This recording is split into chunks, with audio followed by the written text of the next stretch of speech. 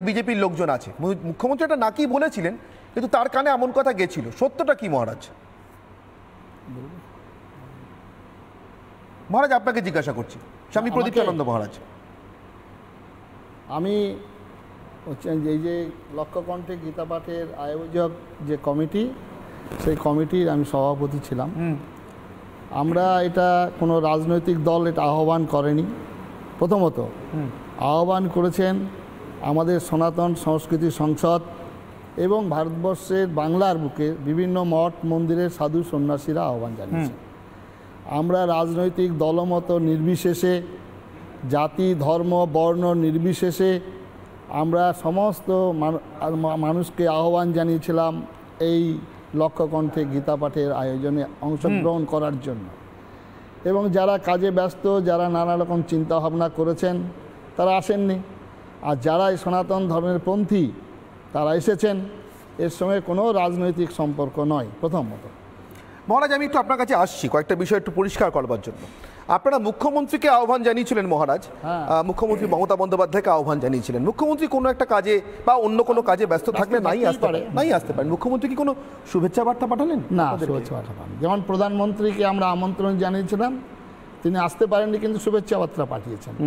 আমরা বিভিন্ন রাজনৈতিক দলের এমএলএ এমপি তাদেরকে ডেকেছিলাম, তারা আসেননি, অনেকে এসেছেন। কাজে এটা হলো।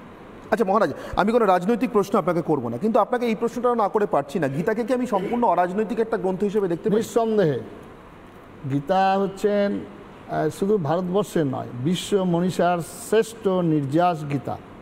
এবং এই গীতা সম্পর্কে পৃথিবীর বিভিন্ন মনীষীরা মন্তব্য করেছেন, সেই মন্তব্য আমার কাছে রয়েছে। আমাদের দেশের যারা মানে বিশেষ করে মহাত্মা গান্ধী, তিনি বলেছেন আমার দুটো মা ছিলেন, একটা গর্ভধারিণী মা, আমার গীতা মা। আমার মনের যত প্রশ্ন যখন মনে আমরা বিষাদগ্রস্ত হই, দুঃখ হই, নানা রকম সমস্যার সংকটে যখন পড়ি, তখন গীতা মার আশ্রয় নিয়েছি। গীতার কাছে আমি সমস্ত প্রশ্নের উত্তর পেয়েছি। গীতা এমন একটি গ্রন্থ, যে গ্রন্থ সমস্ত বিশ্বের মানব কল্যাণে নিয়োজিত। কিন্তু মহারাজ, যেখানে আমার একটা প্রশ্ন আছে, আমি কিন্তু কোনো দল ধরে জিজ্ঞাসা করছি না। এই যে মহাত্মা গান্ধীর কথা আপনি বললেন, তার বিরুদ্ধে রাষ্ট্রদ্রোহিতা রাজদ্রোহিতার মামলা এনেছিল ব্রিটিশ সরকার, বলছি এনেছিল, তো তিনি আত্মপক্ষ সমর্থনের পর্যন্ত চেষ্টা করেননি। অনেকেই বলেন গীতা পাঠ করেছিলেন বলে। মহাত্মা গান্ধীর মধ্যে মৃত্যু ভয় বলে কিছু ছিল না। গীতা যে পরে তার নাকি মৃত্যু ভয় থাকে না। নিশ্চয়ই, নাহলে আজকে এখন দেখুন একদম বিনয় বাদল দীনেশ, মাস্টারদা সূর্যনের, কানাইলাল দত্ত, চিন্তা করা যায়।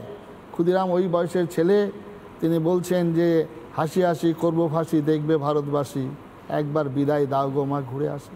মহারাজ, সূর্য সেন, চারটি ছেলে, চারটি ছেলে। মহারাজ একটু থামাচ্ছি, আপনি ঠিক আপনি বলছিলেন পরপর নামগুলো ঠিক, আপনি আবারও বলবেন মহারাজ।